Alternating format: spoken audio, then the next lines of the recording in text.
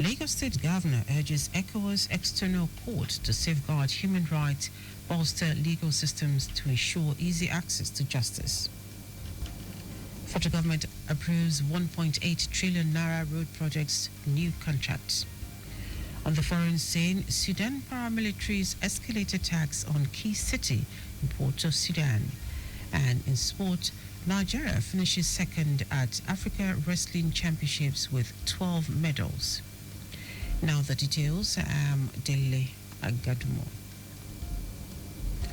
Lagos State Governor Babajide Sanwo-Olu has urged the Economic Community of West African States (ECOWAS) External Court to renew its commitment to safeguarding human rights, bolstering legal systems to ensure easy access to justice by everyone, especially the most vulnerable. Governor Sanwo-Olu made this appeal in his welcome address at the opening ceremony of the Sensitization Outreach and External Court sessions of the ECOWAS Community Court of Justice in Victoria Island. The governor, who commended the president of ECOWAS Community Court, Justice Ricardo Gonzalez, for choosing Lagos as host, maintained that collaboration and leveraging innovative partnerships between the ECOWAS Court and organizations such as the UN Refugee Agency, UNHCR, could tackle the urgent challenges faced by the region to sustain the ideals of equity, peace and prosperity for every citizen.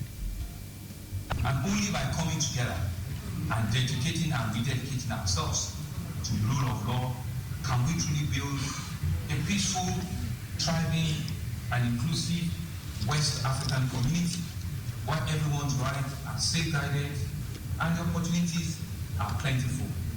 Today's gathering therefore reflects that spirit of collaboration, and we believe it results as we join forces to strengthen our institutions and to bring justice closer to the people that we all serve. Chief Justice of Nigeria, Justice Kudirat Kekereekun, who lauded the innovation of the ECOWAS Community Court, said Lagos was chosen as the host state due to its vital hub for trade, investment and cultural exchange, embodying the spirit of unity and progress that ECOWAS represents. Kekereekun, who assured the public of speedy dispensation of free and fair justice, also promised to ensure that judgments delivered at the ECOWAS Community Court are implemented at the National Judiciary. Judicial cooperation is the cornerstone of legal integration in any regional community.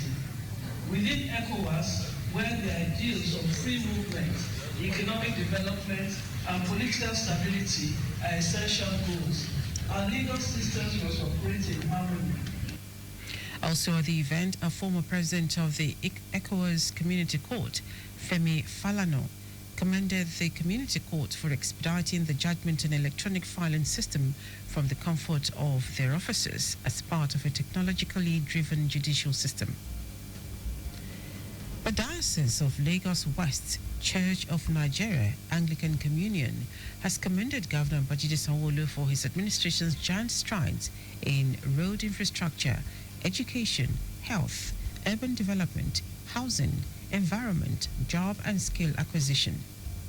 The Bishop of Lagos Diocese, Right Reverend Ifedola Okwevi, spoke about Governor Sanwo-Olu's achievements while delivering a presidential address at the first session of the 36th Synod of the Diocese, held at Our Saviour's Church, Tafawa Balewa Square, Lagos.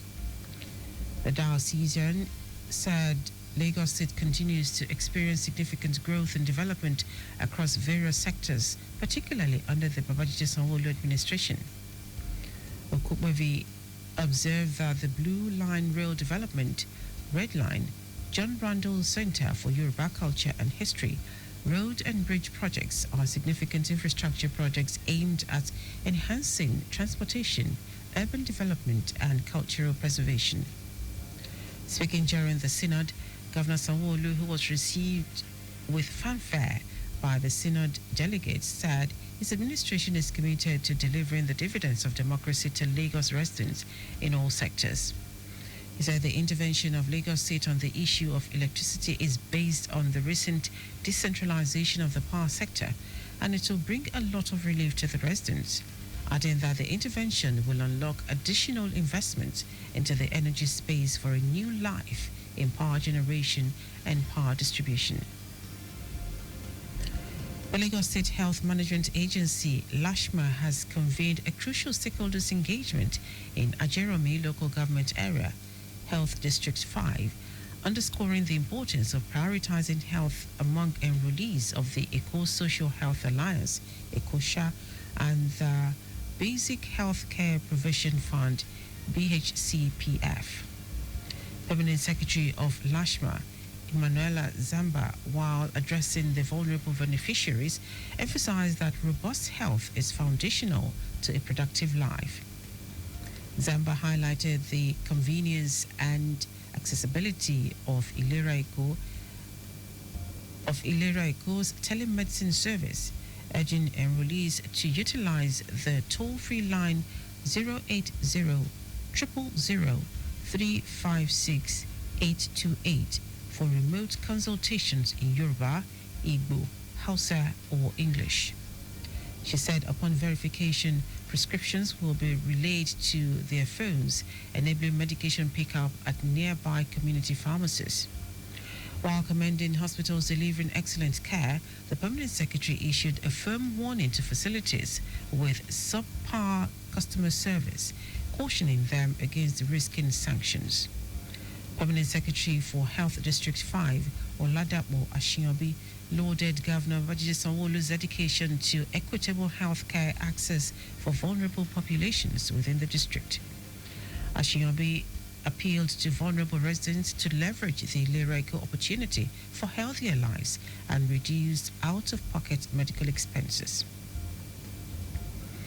The Oyo State government has launched a joint task force on illegal mining and the enforcement of Executive Order 001/2023. The launch signaled a comprehensive crackdown on unauthorized mining activities and non-compliance with the regulatory frameworks. The step, according to the government, would aid the fight against illegal mining and protect the host communities from attack. Director General of the Oyo State Mineral Development Agency, Abiodun Oni, said the state would no longer tolerate illegal mining activities. Oni said the task force has come to stay in the state and anyone found engaging in illegal mining will be held accountable and prosecuted. The Executive Order 001/2023 mandates mining stakeholders and host communities to comply with the signing of consent letters and community development agreements as stipulated by the Nigerian Mining Act. Now to the rest of the stories. The Federal Executive Council has approved the rescoping of old highway contracts and new roads worth about 1.81 trillion naira, consisting of 760.4 billion in naira denominated projects with a separate 1.05 trillion naira facility for the 7th Axial Road linking the Lekki Dipsy Port to Shagamu Ore. This also includes the Aba Ikotepone Road, whose first phase was ratified at 30.23 billion naira alongside 9 other corridors spread across 12 states. Minister of Works David Umahi revealed these to State House correspondents at the end of the 25th meeting of the Federal Executive Council under the Bola Tinubu administration at the Aso Rock Villa, Abuja. He noted that variations have reduced the Sokoto-Zamfara Katsina-Kaduna corridor to 82.4 kilometers plus 6 bridges for the same 105 billion naira originally budgeted. The minister also listed fresh approvals for the Ebonyi Abakaliki Afi flyover at 25 billion naira, Ikoga Aton Adodo Road in Ogun at 37.045 billion naira, a 150 billion naira rescope of the Enugu-Onitsha Road, now partly funded by a telecommunication firm's tax credit, and 187 billion naira to finish the remaining 96 kilometers of the Benin-Shagamu Ore Highway.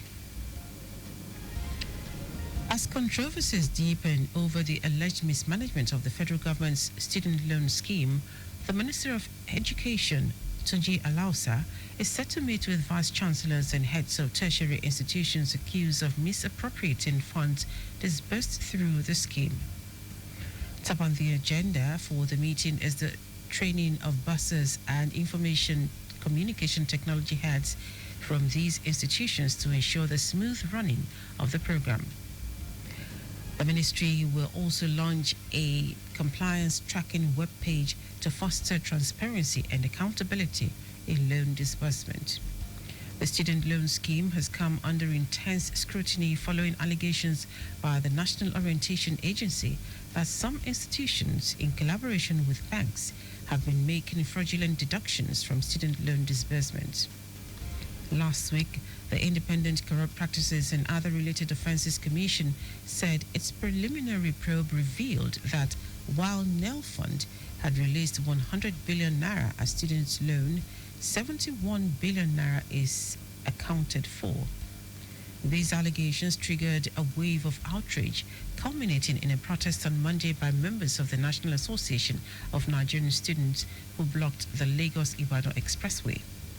Meanwhile, according to the ICPC spokesperson, Demola Bakari, the Commission's Special Task Force has commenced investigations immediately upon receiving the allegations. And now to foreign news. Explosions have been heard in the Sudanese city of Port Sudan as a paramilitary force targeted the de facto capital of the country's military-led government for the third consecutive day.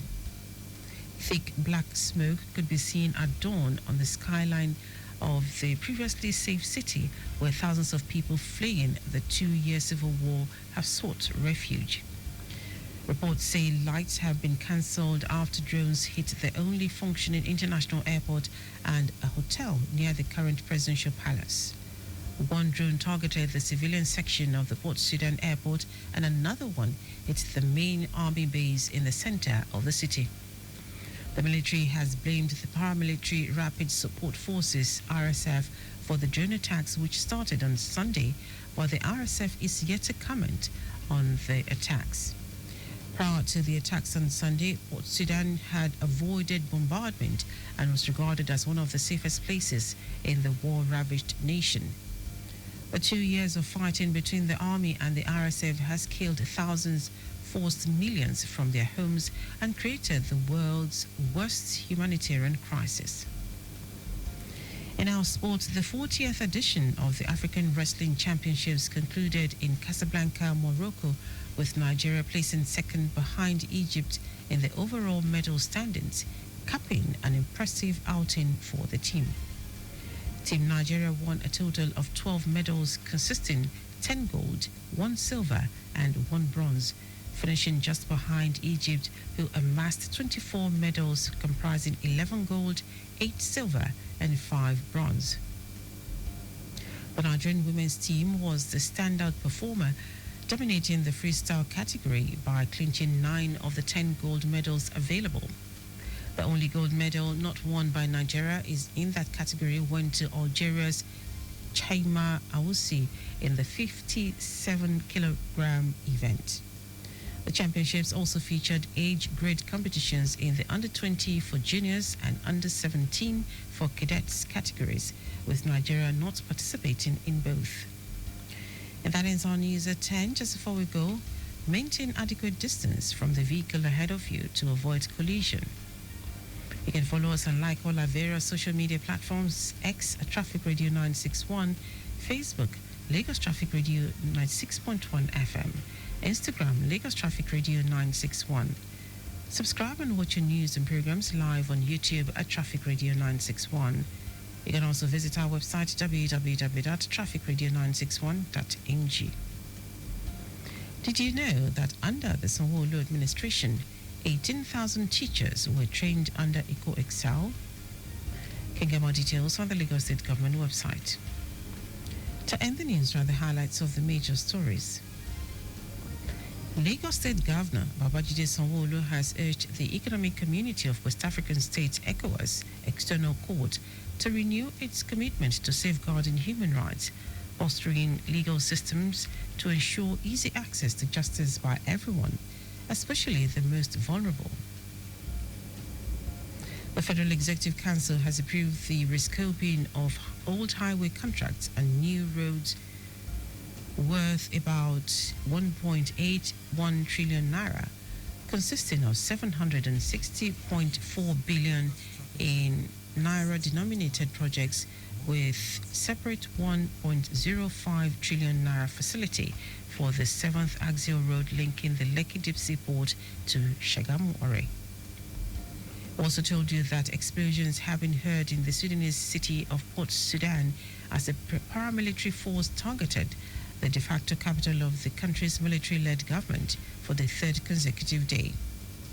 And in sport, the 40th edition of the African Wrestling Championships concluded in Casablanca, Morocco, with Nigeria placing second behind Egypt in the overall medal standings, capping an impressive outing for the team.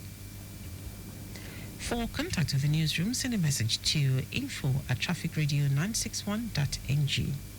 That ends the news broadcast compiled by Abiola Fabolagun. I am Dele Agadumo. Good morning. Thank you for listening.